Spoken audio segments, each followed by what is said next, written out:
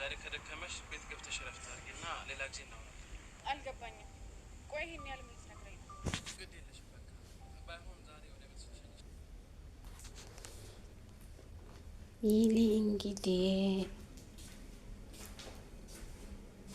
ነብዩን እኔ አርጌሻለሁ ብላ አታላለች።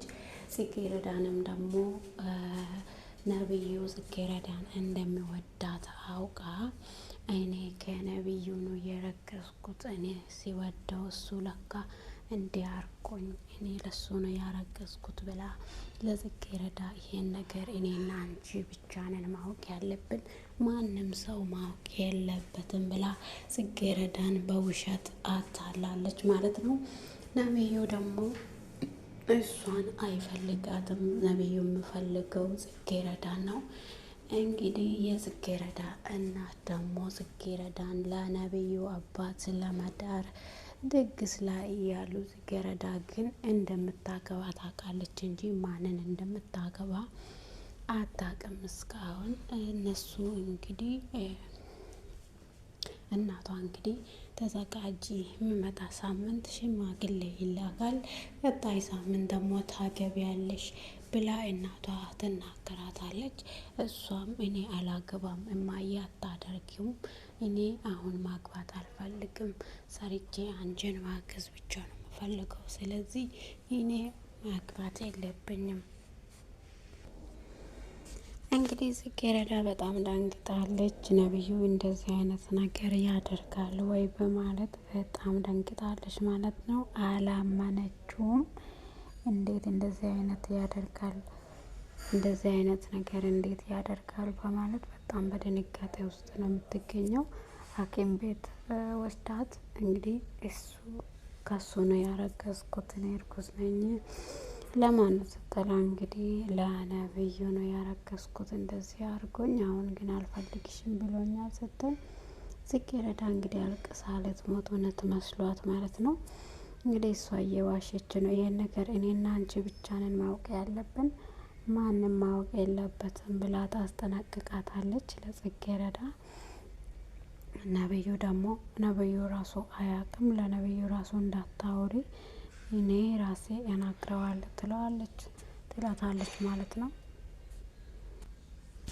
ለምንድን ነው ክላሱን የቆለፍሽው ስትል እንግዲህ ቤቲ እርጉዝ እንደሆነች ማንም እንዳያውቅ ብላ ስላስጠነቀቀቻት እሷ ለምንድን ነው ክላሱን የቆለፍሽው ስትላት አይ አዲስ አይነት ጠረን ስላመጣ ነው እንጂ ሌላ ነገር ምንም የለም ብላ እንግዲህ ጽጌረዳ ነገሩን አቃልላለች ማለት ነው። እንግዲህ ነብዩ ደግሞ ምንም ነገር የሚያውቀው ነገር የለም። የነብዩ አባት ደግሞ ጽጌረዳን ሊያገባት እየተዘጋጀ ነው። የጽጌረዳ እናት ደግሞ ነብዩ ጽጌረዳን እንደሚወዳት አታውቅም። የጽጌረዳን ለመዳር የተነሳችው የጽጌረዳ አባት ሆኖ ይወጣል ማለት ነው። ውድና የተወደዳችሁ የዩቱብ ተከታታዮች እንዴት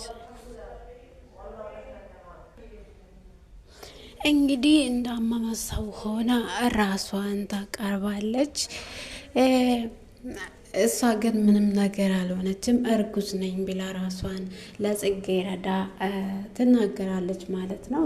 እርጉዝ እንዳልሆነች ደግሞ እርጉዝ እንደሆነች ማንም ሰው አያውቅም። እሷ እርጉዝ እንዳልሆነች ነው ሁሉም ሰው የሚያውቀው ማለት ነው። እባክሽ ማንም ሰው ይሄኛውን ጉዳይ እንዲያውቅብኝ አልፈልግም። እኔ እርጉዝ እንደሆንኩ እናቴ ካወቀችኝ ትገለኛለች። እባክሽ ልለምንሽ ጽጌረዳ፣ እኔ ውስጤን ምስጢሬን የነገርኩሽ ለአንቺ ብቻ ነው እና ምን ሆነሽ ነው? ምንድን ነው ንገሪኝ፣ አስጨነቅሽኝ እኮ ብላ ጽጌረዳ ስጠይቃትም አይ እኔ ብላ ለነብዩ እርግዞኛለሁ። ይሄኛውን ነገር ግን ማንም ሰው ማወቅ የለበትም፣ እናትሽም እናቴም ነብዩ ማወቅ የለበትም ብላ እንግዲህ ድራማውን ቀጥላለች ማለት ነው። እሷ ደግሞ እውነት መስሏት በጣም ስቅስቅ ብላ ታለቅሳለች። እንዲህ አይነት ሰው መሆኑን እኔ ያላወቅኩም ነበር፣ ለከ ነብዩ እንደዚህ አይነት ሰው ነው በማለት በጣም ደንግጣ እኔ አሞኛል፣ በእናትሽ ለማንም እንዳትናገሪ፣ እኔ እንደዚህ አይነት ሁኔታ ውስጥ እንደገባው እንዳትናገሪ ብላ ትነግራታለች። እሷም ተስማምታ እሺ በቃ አግዝሻለሁ፣ ምንም ችግር የለውም ትላታለች። እንግዲህ ሽንት ቤት አስገብታ እያጠበች እያለች የቤትዬ እናት ትደርሳለች። ለምንድን ነው ሽንት ቤቱ የተቆለፈው እና ማጸዳጃ ቤቱ ለምንድን ነው የቆለፍሽው ስትል፣ አይ በጣም ደስ የማይል ጠረን ስላመጣ መድኃኒት አርገበት ነው ማንም ሰው ገብቶ እንዳይጎዳ ብዬ ነው የዘጋሁት ትላታለች። እናትየዋም ደግሞ እንደዚህ ከሆነ እሺ በቃ ብላ ትሄዳለች። እሷ ግን በጣም ፈርታለች እና እናትየዋ ከፍታ ትገባለች ብላ በጣም ፈርታለች። ይሄን ነገር ግን ማንም እንዲያውቅባት አልፈለገችው። እንግዲህ ጽጌረዳ በጣም ነው የተበሳጨችው፣ በጣም ደግሞ ያዘነችው። ለምን ይህን ነገር አድርጓት ትቷት ለምን ይሄዳል በማለት እንግዲህ ቤቴን አጥባ ምን ብላ ሆስፒታል ይዛ ስትሄድ እርጉዝ ናት ተባለች። እንግዲህ ይሄ ነገር እንዴት ሊሆን ቻለ? አንቺ ከመቼ ወዲህ ነው እሱን የምታውቅም? ምን አዲስ ምንድን ነው እየተፈጠረው ያለ ብላ ትጠይቃታለች። ይሄ ነገር እባክሽ በእኔና በአንቺ ስር ብቻ ነው መቆም ያለበት፣ ማንም ሰው ማወቅ የለበትም ትላታለች። እንግዲህ በጣም አዝናለች። እናቷ ራሷ አታውቅም የኛውን ነገር ለምን እንድደብቀው እንዳረገች ራሱ ማንም አያውቅም። ለምን ደብቄ እንዳለች ራሱ ጥርጣሬ ራሱ አልመጣላትም። እንግዲህ ማግባት አለብሽ፣ ሀብትም ብርም ሁሉም ነገርም ለእናትሽ አንቺ እንደሆንሽ ረስተሻል ወይ? ስለዚህ ማግባት አለብሽ ትላታለች። በዚህ ጉዳይ እናቴን አይደለም ማንንም አልሰማም፣ እኔ አላገባም ብላ ስትል ጽጌረዳ እንግዲህ አላገባም ካልሽ እናትሽን እንዳጣሹ ቁጠሪ፣ አንቺ ካገባሽ ግን እናትሽ ትኖርልሻለች፣ ግን አላገባም ካልሽ እናትሽን እንደምታጪው ቁጠሪ ብላታለች። እና እንዲሁም ደግሞ ትለምናታለች ጽጌረዳ እናቴ በእናትሽ እናቴን ተቆጭና ከዛ መንገድ ማለሻት፣ እኔ አሁን ማግባት አልፈልግም፣ ተምሬ እሷን አግዤ ትልቅ ቦታ ደርሼ ከዛ በኋላ ነው እኔ ማግባት የምፈልገው፣ እባካችሁ እኔ እንዳገባ አታገፋፍኝ ብላ ትለምናታለች። ማንም እየሰማት አይደለም እንግዲህ ጽጌረዳን እና የቤቲ እናትም ጽጌረዳ ቀድማ ካገባችሁ ከነብዩ ሕይወት ትወጣለች በማለት ይሄን ነገር ቶሎ የአቶ መስፍን ጽጌረዳን እንዲያገቡ አድርጋለች ማለት ነው። ጽጌረዳን ቶሎ አጭቶ ሽምግልና ተልኮ ቶሎ እንዲያገባ ፈልጋለች። ስለዚህ ማንም ሰው ለልጄ ለአንቺ እንቅፋት የሚሆንብሽ ነገር እኔ እናትሽ ያለው ከፊት ለፊትሽ ሁሉንም ነገር አነሳለሁ ብላ ትላታለች።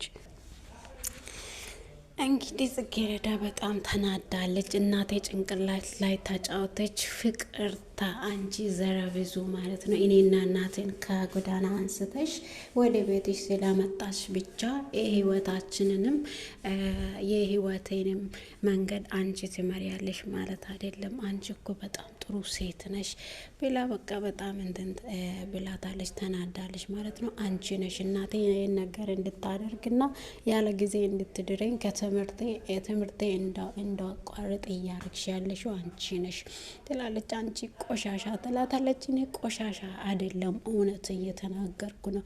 በቃ አንቺ ከመሬት ላይ እኛን አንስተሽ ከመንገድ ዳር አምጥተሽ እንትን ቤት ላይ ስላስቀመጥሽ ብቻ አዎ እኔ እናትሽን እና አንቺን ከመሬት ዳር ነው ከመንገድ ዳር ነው ያመጣዋችሁ። ስለዚህ ማንም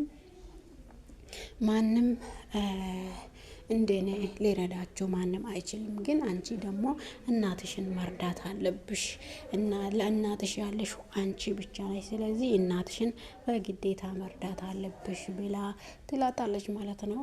ጽጌረዳ ደግሞ እኔ መቼም አላገባም፣ እኔ ማግባት አልፈልግም በዚህ እድሜ ትላታለች። እንግዲህ ማንም እየሰማት አይደለም።